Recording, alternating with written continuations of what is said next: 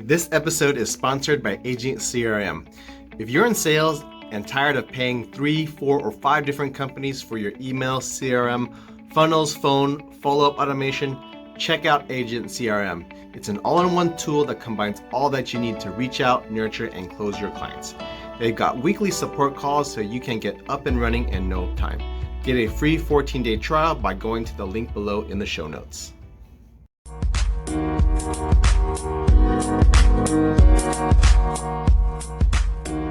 All right. Hey, everyone. This is Dan Nguyen with The Intentional Entrepreneur. I have a very special guest with me today.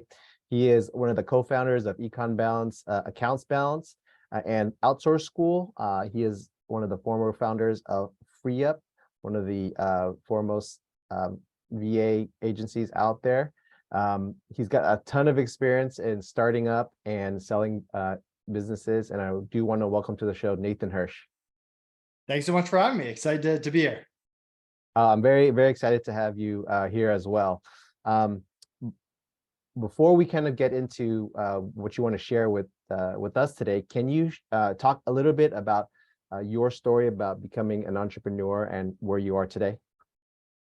Yeah, sure. So, I started out of my college dorm room, just hustling, buying and selling people's textbooks. And that kind of led me to Amazon. And I started experimenting with selling different products on Amazon, through a lot of trial and error, came across baby products. And before I knew it, I was running a pretty large Amazon business out of my college frat house, drop shipping baby products before I even knew it was called drop shipping. So from there, I really struggled to hire college kids. They were super unreliable. And that led me to the wonderful world of virtual assistants and hired my first VA, built an army of VAs to run my Amazon business. And at the time, Amazon was really growing and all these other people started selling. And so we started offering these VAs to different sellers, and that became the FreeUp marketplace, this platform that we would pre-vet VAs for different entrepreneurs. We started off in e-commerce, branched out to other businesses and other markets like lawyers, real estate agents, marketing agencies, stuff like that. And we scaled that business to doing $12 million a year with no US employees, all virtual assistants doing all parts of the operations. We were acquired in 2019, which is a whole nother story. We can talk about it if you want. And from there, we launched Outsource School, which teaches people our hiring processes, our systems. And from there, we more recently, through a lot of brainstorming, we kind of opened up a business that's away from the VA space, opening up 2 monthly bookkeeping services, EcomBalance for e-commerce sellers and Accounts Balance for non-e-commerce businesses. And our goal now is to build a portfolio of 10 plus boring businesses that help entrepreneurs in different ways. And that's a little about me. A boring business is good, is what I've heard out there. So why did you want to become an entrepreneur? You were in school. A lot of us just kind of go to school so we can go get a job. But why did you want to become an entrepreneur? Yeah, sure. So, growing up, my parents made me pay for everything. If I wanted everything from a video game to eventually a car, I had to get a job and pay for myself. So I started working at a really young age. I must have been 14, 15, went from like babysitting to umpiring Little League to working at a rent-a-center type place called Aaron's, and eventually an internship at Firestone. And I learned so much about customer service and sales and all the different parts of business. But what I really learned is that I hated working for other people. And I got to see some of these CEOs, founders, upper level people and what their life was like versus some of the people that were working 40 to 60 hours a week. And I didn't want any part of being that full-time employee. So when I got to college, I really just started hustling, and I kind of had a vision. I didn't know what I wanted to do, but I did not want to leave college without having to get a job. And my parents made it very clear I could not move back in with them. I love my parents, but that's just the way it is. Like, you graduate college, you don't move back home, you get a job, you pay rent somewhere. And so I knew if I didn't create a business in college, I was going to have to get a job after college. And once you get a job, it's hard to get out. So that's kind of what motivated me to become an entrepreneur.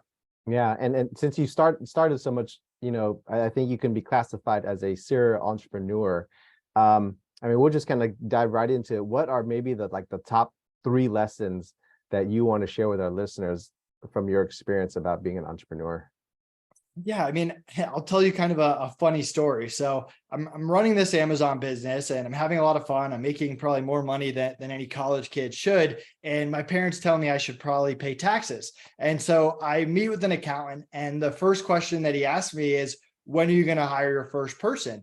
And I said, why would I do that? That's money out of my pocket. They're going to steal my ideas. They're going to hurt my business. I love this business. I can do this 7 days a week for forever. And he just laughed in my face and said, you're going to learn this lesson on your own. And sure enough, my first busy season comes around, my Cyber Monday, Black Friday, and I just get destroyed. I'm working 20 hours a day. I am just stressed out of my mind. My grades plummet. My social life is gone. And I work my butt off to keep this business alive for 6 weeks and survive and get to January. And when I get to January, I'm like, all right, the account was right. I need to hire people. I can never let that happen again. So my first lesson is just delegating. It's so important. There's very few 7-figure solo entrepreneurs out there. They just don't exist.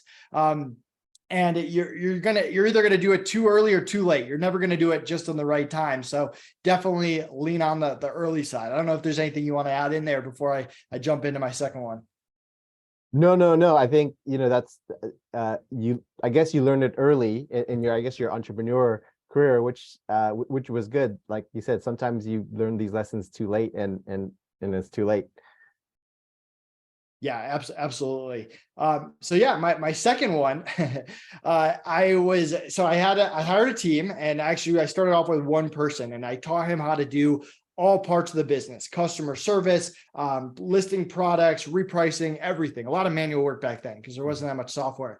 And I had this one supplier who I was absolutely crushing it with. And he was 95% of my sales. And so I take my first vacation in probably 2 years. I go to Myrtle Beach with my business partner, and I kid you not, on the first day of my vacation, I get 3 phone calls. The first phone call being from the manager of the day, who I'd spent 6 months training, who told me he was quitting on me to focus on school. So that was all that training down the drain. I got a call from my manufacturer saying that they wanted to sell themselves and they were cutting me off and they didn't want to work with me anymore.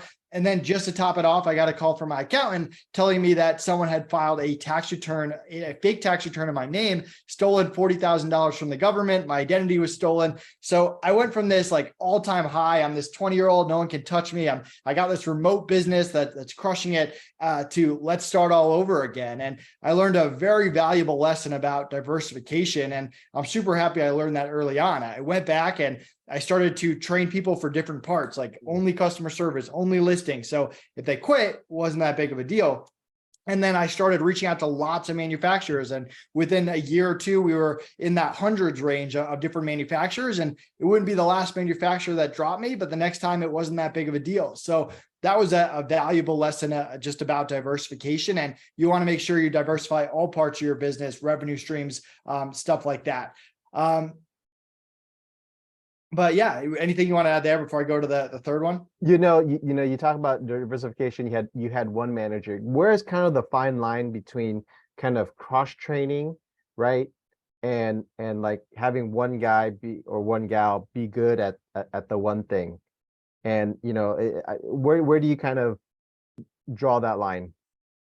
So it's a great question. I usually start with, show me that you're good at one thing. Before I do anything else, prove to me that you can do this one thing at a high level. And then as your team grows and your business grows, then you want to cross-train a little bit so people can cover. Like, you don't want something where if someone goes on a week vacation, you got no one to do their job, and have people prove that they can handle more than one task. Because there's some people that you'll train them on more than one thing and their work ethic just goes away or whatever reason. So prove to me that you can do that. And then if you prove to me that you can do that, then I'll train you in multiple things. Maybe we'll talk about being a leader or someone that's managing multiple things, and advance from there. But I always like to start at one, focus at one, and then from there, show me and I'll expand further. Yeah. So what's the third thing, lesson that you would share with entrepreneurs about being a business owner? So this is the best lesson, the best advice that I got before we sold Free Up was to do due diligence on the buyers as much as they're going to do due diligence on us. So when we met with the buyers and we told them about the business and they made an LOI and we decided to accept it, which is the whole other thing we talk about. And then the due diligence began, and it was the most stressful 6 months of my life. And the last 3 months was more of like the lawyers and hammering out the agreement and stuff like that, which wasn't anyone's fault. Lawyers get busy with other stuff. For the first 3 months was due diligence. They would send us 30 questions. It felt like every other day, and we'd have to respond back, and we'd send 30 questions back. We want to know everything about these buyers. We wanted to know their past businesses they bought, their success, their failures, their net worth, how they treat employees, their plans for Free Up if they bought it. Because the last thing we wanted to do was sell the company and then get into some kind of lawsuit with them down the line or argument. And we also didn't want to like hurt our reputation, have our team get screwed over. All that was super important to us. And I mean, we couldn't have sold it to better people. They checked all the boxes. They honored their word. They kept our staff.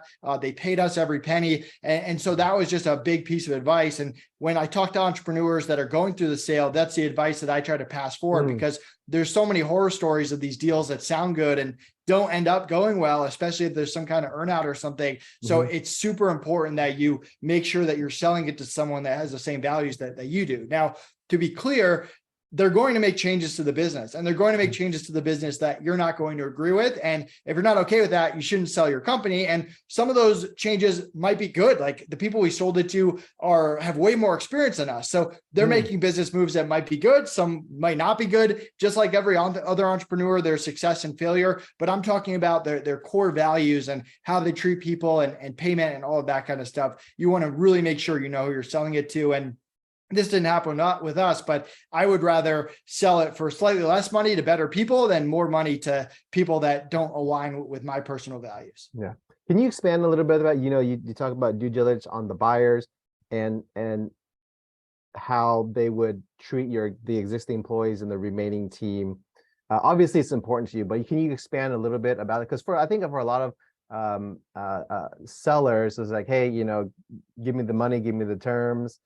Maybe you might just tell me, yeah, you're going to keep everybody on, but promises is only as good as the person behind it. Right.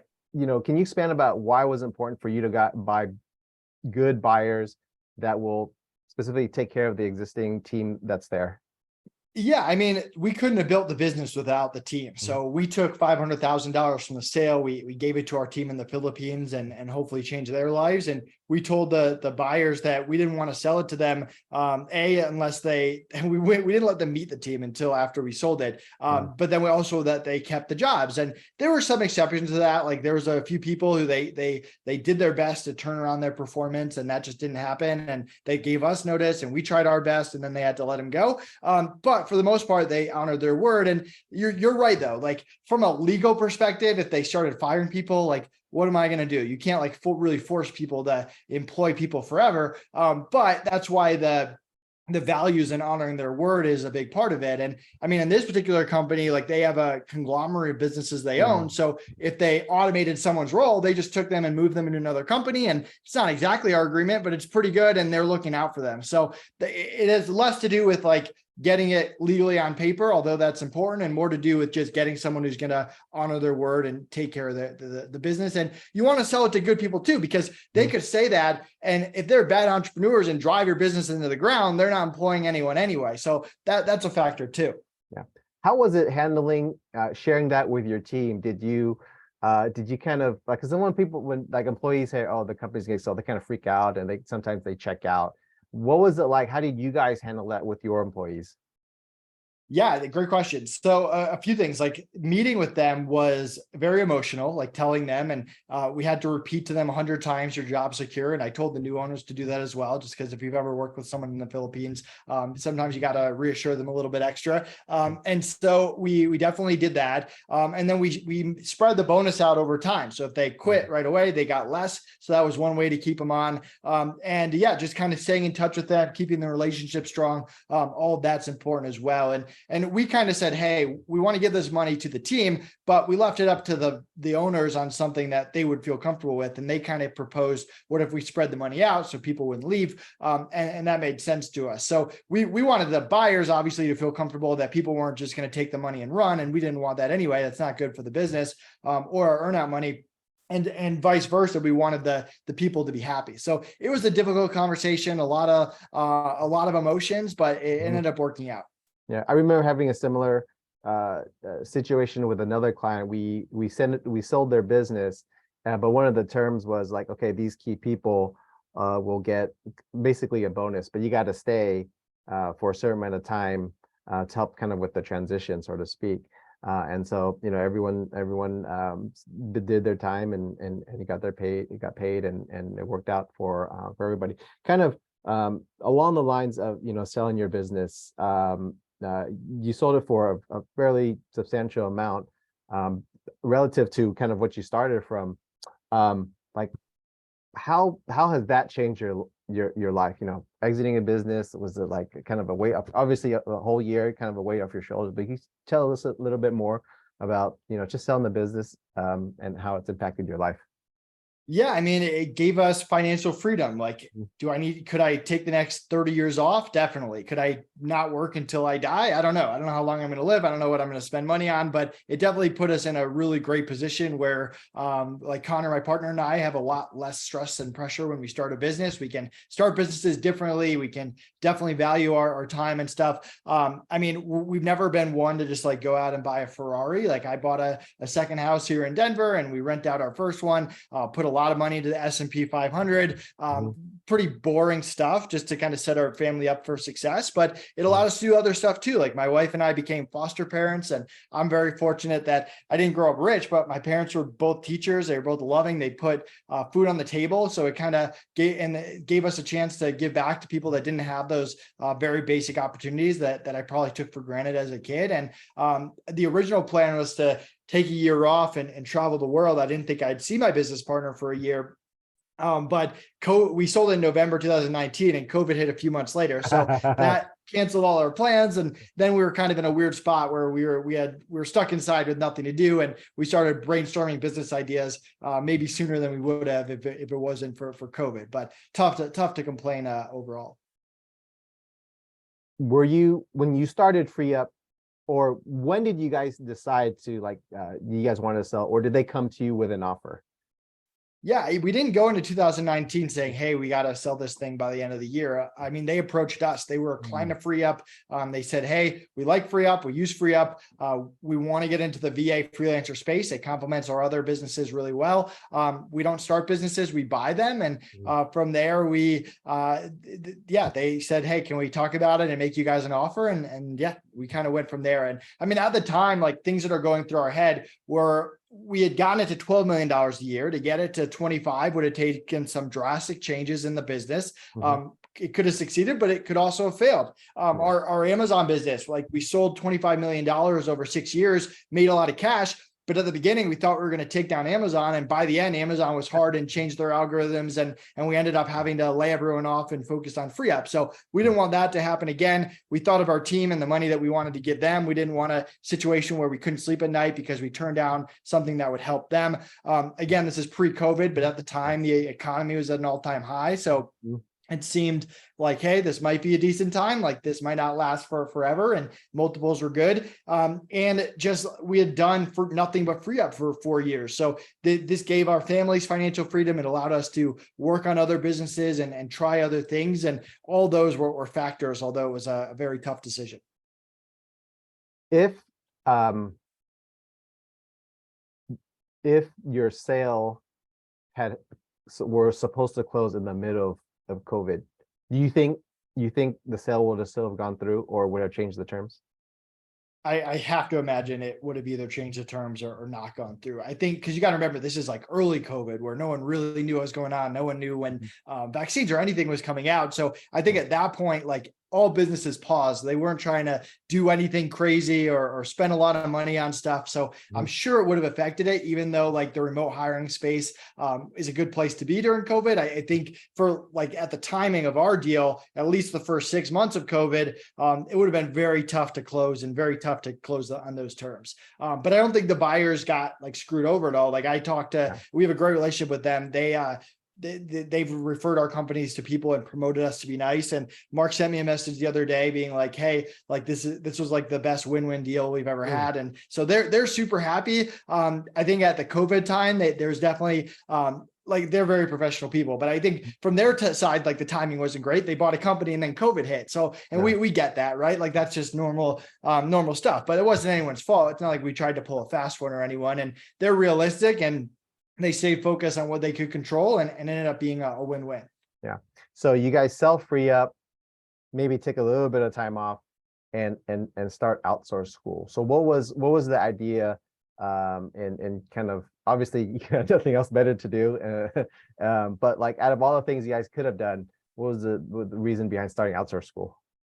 Yeah, so I mentioned we were stuck inside with nothing to do and no business ideas. And a buddy of mine reached out and said, hey, what if you taught people how to hire? I think a lot of people could benefit from it. And that kind of gave us the idea. So we created a course called Cracking the VA Code. And our mentality was we'd offer it up. And if people liked it, great, we'd do more. And if people hated it, we just refund everyone and move on to something else. And people really liked it. And we got a lot of good reviews. And we built it into a yearly membership Outsource School. And even though we didn't take a year off, I mean, running a course is pretty like unstressful, pretty easy, pretty flexible. So we had a good few years in there without a lot of work stress, especially during some crazy COVID times. And it wasn't until the past 2 years that we really started, we brainstormed other ideas, but we didn't come across an idea that we really like the bookkeeping business until recently. So that's kind of how it all came about.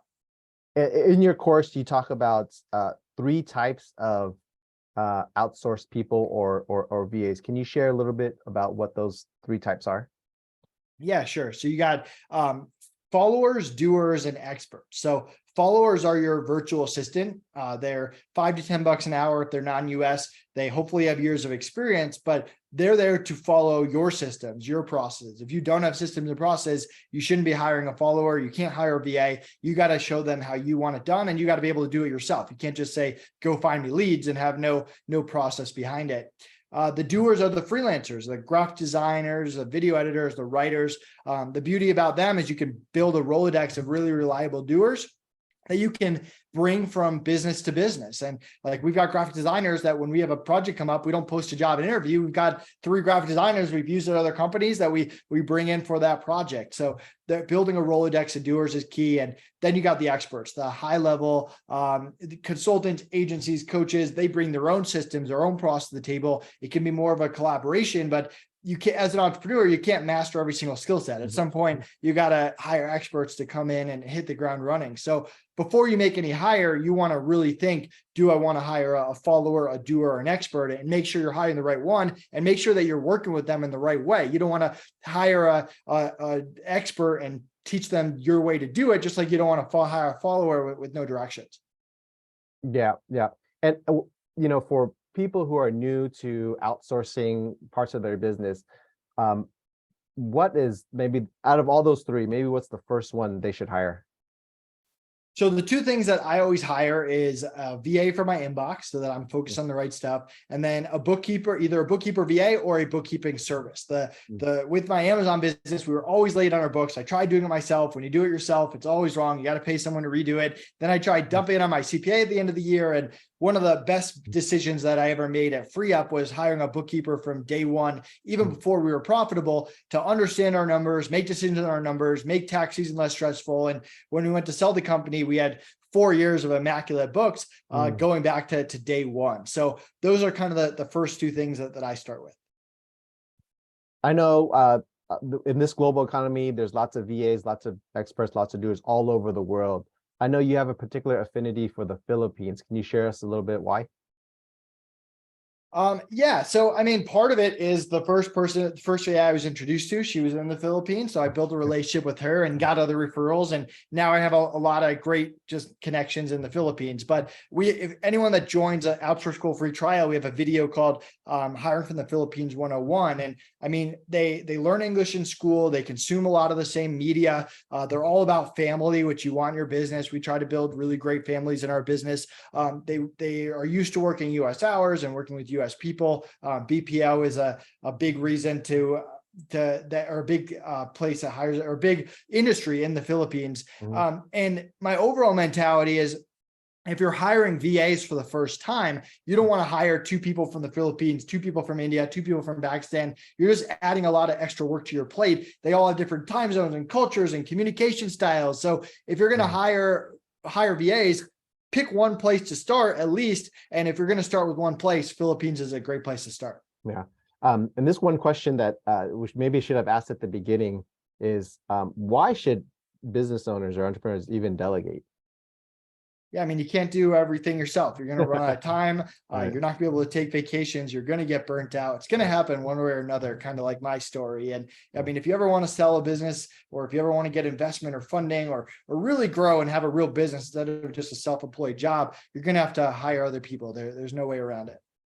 So my story with using outsourced help is, I did buy some hours from another agency, but it didn't come with any change. It was my first time hiring it. So like, I was given tasks, but it was kind of wonky. It wasn't kind of really smooth. And I finished all the hours, and I kind of like didn't know what to do.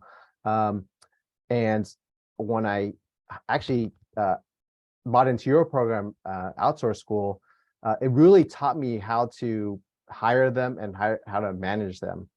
And so what are some of the most common hiring mistakes that you have seen when business owners hire outsourced help?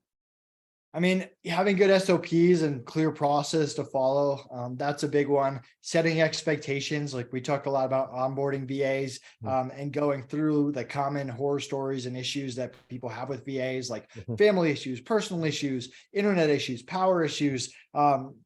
Those, just kind of going through and making sure, hey, do they have a backup power source, backup internet, backup computer, stuff like that. Setting expectation on communication, where if they have a power outage, they don't just disappear for a week and then show up. They let you know. Setting expectations are key, and also just not just focusing on skill, but focusing on attitude and communication as well. We want people who can communicate at a high level, but also have a great attitude. We call our interview process CARE. It stands for communication, attitude, red flags, and experience. And we call our onboarding process SICK, schedule, issues, communication, and culture, where we go through and we make sure they have all 3 of those. And then we really set expectations on the most important issues before they get started. And then it's all about keeping them around. Turnover is expensive. It crushes your business. It sucks up your time and money. So you want to make sure that you are treating them well, that you have a good culture, that you're showing appreciation, that you're getting them to buy into your company. Very tough to compete on money. There's always someone out there that can pay your people more than you can. So you got to find other ways to make people stick around. So you guys sold FreeUp, have already opened Outsource School. Now you guys open a second business, EcomBalance or Accounts Balance. Share a little bit more about why you guys wanted to start this business, and with the decision, with like having Outsource School already running, taking the additional burden of running a second business. Yeah, I mean, Outsource School is pretty passive, although we have a lot of members and it helps people. It's not like a 60-hour-a-week thing or anything. But I mean, we like bookkeeping. We know how important it is for our business. We also just have a checklist of things we like in businesses, like big market, stickiness, reoccurring revenue, stuff like that. And we did a lot of market research. We interviewed 100+ entrepreneurs. You can find those interviews on our blog. We researched our competitors, and a lot of bookkeeping companies are run by bookkeepers. They're not necessarily good at hiring, scaling, marketing, process, customer service. So we're not bookkeepers. We have a great bookkeeping team, but my business partner and I are not bookkeepers. We can hire bookkeepers, but we're good at the stuff around bookkeeping to make it a really good process and experience with our clients. So that's kind of gave us the idea. And like anything else, we do a minimum viable product. Just like I said with Outsource School, we try it out, and if people hate it, you move on to something else. We gave a bunch of people 2 free months of bookkeeping, and if they stuck around, we keep doing it. If they all quit on us, we'd move on to something else. And luckily, the feedback's been good, and we've been able to grow. And it's been a lot of fun just working on a new industry outside of the virtual assistants. Have you kind of tested any other businesses and then found out there's no market, or maybe it's something you guys don't want to do, or kind of put the stop to it? Definitely. I'm trying to think of some off the top of my head. I mean, there's a lot of bad business ideas thrown around between my partner and I. We're always brainstorming stuff, and we have other ideas that we're like. I have a kid on the way, so we're probably not starting anything this year, but at some point we will definitely branch into something else. So we're always brainstorming stuff. There's a lot of bad ideas before any good ideas. When we get to market research, sometimes there is no market, and we never want to create a market. We don't want to create the next Uber. For every person that tries to create a market, there's 1,000, 1,000,000 others that market's just never going to exist. So we like finding big markets and putting our own spin on it with great customer service and taking our percentage. Are you familiar with the Gorillagram service? Have you heard of this? I understand. No, I'm not. Okay, and so you know something what popped in my head, and then I don't think I know it. I mean, I was back in telegrams, where people would actually come to your door. This is before the invention of obviously email, but like there are these companies that would send be couriers for letters or communication. So they actually would deliver it directly to your door. And so there's a company called, this is what I recall, it's called Gorillagram. So they would do that, but dress up as a gorilla, right? That was kind of their stick.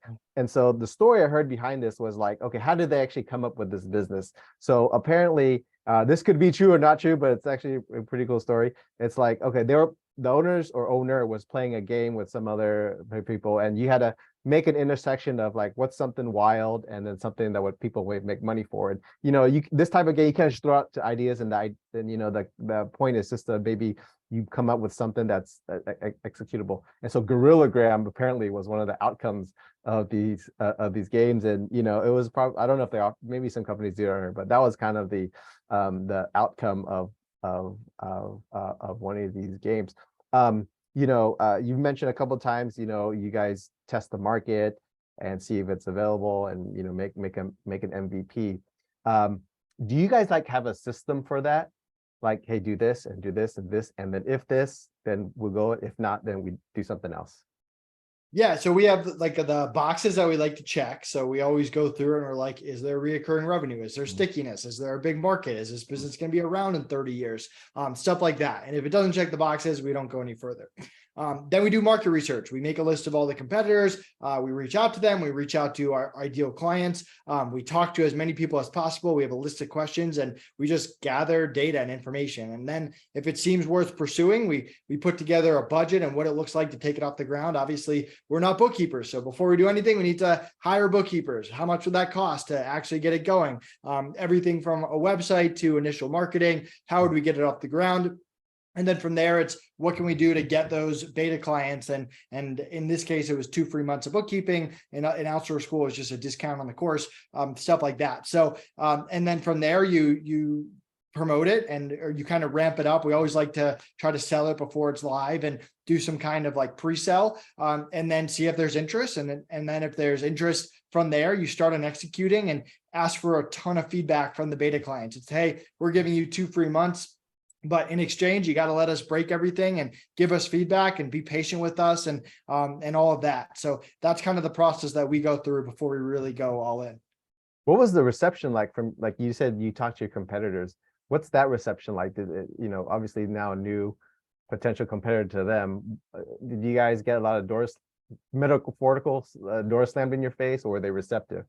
No, I mean, the one thing I'll say about the bookkeeping and accounting community, they're all super friendly. They all operate out of an area of abundance. Everyone needs bookkeeping. There's no shortage of clients. People have their own niches too. Some people only do accounting for lawyers. They only do accounting for e-commerce. They only deal with big clients or small clients or wholesaler or whatever it is. So a lot of niches. And yeah, they were all super nice. I think we definitely got some weird looks, like, why are you non-bookkeepers going into the bookkeeping space? But yeah, everyone was super friendly. I don't have anything bad to say about them. And I think people will find that. I think, sure, I'm sure you'll get rejected and get some doors slammed or whatever. But even when we were operating free up, like, we chatted with all our competitors. Like, you got to operate out of a sense of abundance, and everyone's learning from each other. And that's kind of the best way for me to operate. And if someone's going into my territory or they're thinking of opening up a bookkeeping business, I'm going to pay it forward and tell them what I know. And it's up to them to execute. Getting information is one thing. Actually executing is a whole nother thing.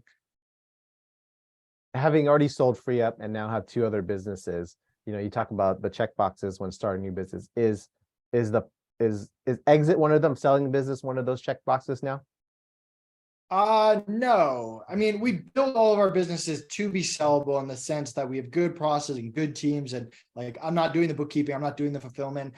So in that sense, we build it that way. But I mean, like, the bookkeeping, in our perfect world, we just hold on to it forever. I think it's going to be around for 30 years. I think it's a good core business to have other businesses around, and it can lead to other things like buying different businesses when you see the financials or whatever. But I mean, like, I think if it's like a business that we're like, no one would ever touch this business. Like, an example of that would be like anything like sketchy, like social media selling, where you get access to someone's like Facebook account and DM people. Like, I don't think that's a sellable business, but like, it's not necessarily that it's not sellable. It's like, it's just not like a transferable business. It's not something that is going to be around. So that's not like a main thing. It might come up, but like, some people are like, oh, you like buy companies and you flip them. Like, we sold one company. So I don't know if that means like that's really what we do. Obviously, if someone comes with an offer, we're going to listen to them. And if it makes sense, go with it. But our goal is to build great businesses and hold on to them. And if the free up deal didn't go through, which was a real possibility, we woke up every day thinking, hey, this deal could fall through for 6 months. We were fine keeping it. It was very profitable. It was very lean. Like, it was a great business to hold on to. So that's kind of how we look at it. We're not necessarily only starting stuff to sell. And we even avoid businesses that are like fads to just quickly build it up and flip it, like COVID masks or something, pop rock sockets. Like, there's all these things that come up that are fads where people created a Shopify store and then sold it at the end of year one. Like, we're not doing businesses like that. We want stuff that's going to be around from the long term. This came across my mind the other day, is what happened to all those PPE brokers? The people that were real estate agents, the people that were franchise runners. All of a sudden, they all became PPP brokers. Like, they sell the mask and the medical gowns, and it was like, oh, what happened? I wonder what. Obviously, the market dried up, but it's interesting. You talk about fad businesses, and that came and went, within a year or so. Obviously, you had success selling your business. Now you have EcomBalance, Accounts Balance, and delivering monthly reports to the business owner. So, why are these monthly financials really important for business owners to know? Yeah, I mean, you got to have a good monthly bookkeeping process. Like, we charge on the 1st, you get books by the 15th, income statement, balance sheet, cash flow, and an easy to read format. And there's so many reasons to have clean books. I mean, if you ever want to get funding or investment or sell your company, you're not gonna be able to do it without it. And doing it last minute is like, if you have 2 years of books to clean up, no one's doing that in 2 weeks. It's going to take a while. And we had clean books and it took 6 months. It's going to take way longer if you don't have it. And tax season is way less stressful because your books are being done every single month. But most people don't sell their company or get investments or funding. The real reason to have clean books is good decisions every single month. You don't want to make decisions based off your gut or money you see going to your bank account. You want to make it based on what the numbers are actually telling you. And if you go to accountsbalance.com/agenda, you can grab our monthly finance meeting. This is a meeting you should have on your calendar every single month that you don't miss for any reason. And this is where you go through and say, hey, should I hire a marketing agency? Should I cut payroll? Should I stop running Facebook ads or increase marketing or stop selling this service? Like, you want to make those meetings or make those decisions based on what the numbers are telling you. And that's the real thing that helped us grow FreeUp, is having books every single month, comparing this month to last month, this month to the same month last year. And that's why you need to have clean books. Hey, we're here with Nathan Hirsch, co-founder of Accounts Balance and EcomBalance and Outsource School. We're kind of running to the end here. So before we get into the rapid fire hot seat questions, do you have any parting thoughts to our listeners about any of your businesses or any of your lessons you've learned? No, I'm just a big fan of minimum viable product. Like, get something small out there. Don't get in the mentality that like once you get $500,000, then you'll build your business. I think Shark Tank kind of made that for a lot of people. But get out there with a minimum viable product, prove you can sell it and people like it and have a good experience. And if that happens, everything else will come together. All right, thank you so much. All right, now we're getting to the rapid fire questions. And are you ready? I am ready. All right, so who do you look up to? Who do I look up to? I mean, I look up to just my parents. I mean, they were both teachers. My mom opened up a nonprofit kindergarten, and they were always just financially savvy. Like, they always made me get a job, like I mentioned, but they were always saving. Like, we didn't have cable growing up. They're all about like vacations and experiences over stuff. And their idea of fun is like camping in the woods with nothing. And they're even now, like, they're both retired, and they were able to retire early because they just saved and saved and saved for years. And they just travel the world, and they're just living their retirement dream. And they definitely have gotten the most out of life. So I definitely look up to them. What's the best business book you've ever received? Sorry, what's the best business book you've ever read? Yeah, I mean, 5-hour or 4-hour work week, it's a good one. Tim Ferriss, it's up there. Tools of Titans, another one by him. Just a lot. I'm all about like health and wellness and all the stuff that kind of goes into it. So I always love just learning from other people. And it's a great book that kind of puts everything together. I like how he became like the champion martial artist by bending some of the rules. I don't know if you remember this, but yeah, he kind of found a way around it, and he ended up becoming a championship martial artist. You mentioned it before. Can you repeat it though? What's the best business advice you've ever received? Minimum viable product, or get the minimum viable product out there as quickly as possible. Prove you can sell it, prove there's an actual market, prove that people like it, and you can build onto it from there before you just spend years working at a company or dump $100,000 in there or whatever. Get an MVP out there. What is sorry, let me rephrase the question. If you could do one thing over again, what would it be? We could do one thing over again, what would it be? Good question. I mean, back in the Amazon days, and it all kind of worked out, but like gone to private label or even like Amazon software would have been good. Like, we were kind of one of the first Amazon sellers. So we had a lot of opportunities there, and we kind of just stuck with what we were doing. And even opening up an office was a terrible business decision. Like, that we were young. We had no idea what we were doing. So there were a lot of just early entrepreneur mistakes that I would redo. Although it all kind of worked out with FreeUp in our next venture because we learned from those mistakes. You lose everything, and the only thing you have is your cell phone and your computer. How do you rebuild your business in 30 days? Just my network. I go out there and I'm looking for what is there a market for, and yeah, just trial and error in my network and talking to other entrepreneurs and seeing what's popular right now. Are you familiar with the term 3 feet from gold? No, I'm not. Okay. Oh yeah, I am. Where you're digging and you stop right before you get to the gold. Yeah. So as a entrepreneur, how do you know when to pivot or when you're just 3 feet from gold? It's a good question. My partner and I, we set a timeline. So with EcomBalance, we were like, hey, like 1 year at the end of the 1 year, and that's a long time for us, but we knew like with something that we're not experts in, it was going to be a longer timeline to get it rolling. And we wouldn't, like with FreeUp, it was like 60 days. Like if we don't have clients and making money. So we set a timeline and we stick to that timeline, and we'll only extend it if we're seeing positive signs and maybe 1 or 2 things didn't go our way. So I think that's important too, because the opposite of 3 feet from gold is there's a lot of entrepreneurs that are working on something endlessly that's never going to get to the gold. So I'd almost rather give up too early than just work on it stuff too long, because there's an opportunity cost that's real. You're never going to get that time back. So you need to be really honest about whether there's a market, whether there's positive signs, whether you're really gaining momentum, and not just doing it because you're passionate about it or you really like it or something like that. All right, last question is, what's the biggest challenge in your business today? Biggest challenge in my business today. That's a good one. Yeah, I mean, working with bookkeepers, very unique. They're nothing like anything we've ever worked with. They're very introverted, and there's bookkeeping problems we're still kind of learning and understanding. So things have come a long way and things are going good right now, but I think to take it to the next level and become scalable, even more scalable than we are, like right now we accept 5 clients a month. We'll probably have to change a lot if we want to bump that up to 10 and 15, and building that catch-up cleanup team right now is key for us. Getting someone who can take those new books and get them caught up and cleaned up so we can get to monthly. That's something that, like right now, the timeline 60, 90 days, we want to get that to 30 to 60 days. So that's kind of a big thing that we're focused on right now. Yeah. Oh, last question, I swear.